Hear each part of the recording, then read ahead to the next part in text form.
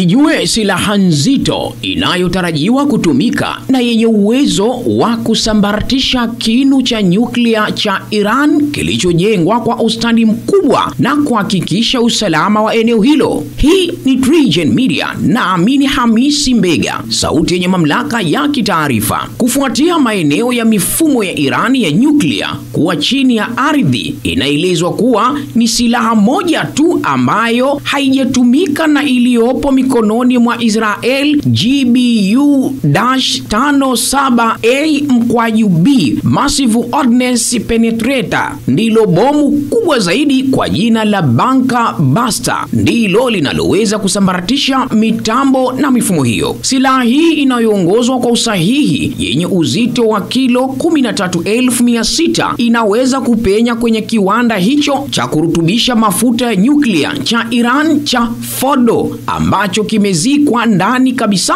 ya mlima. Kiwanda cha siri cha Iran cha kurutubisha uranium cha Fordo kimezikwa chini kabisa ya mlima, huku vituo vyake muhimu vikilindwa na tani juu ya tani za miamba. Israel imeweka wazi kwamba haijaficha nia yake ya kutaka kuharibu mpango wa nyuklia wa Iran, lakini bomu pekee linaloaminika kuwa na nguvu za kutosha kupenya kituo cha Fordo ni bomu hilo la Bunker Buster. Kwa mujibu wa serikali ya Marekani, inasema kuwa bomu hilo la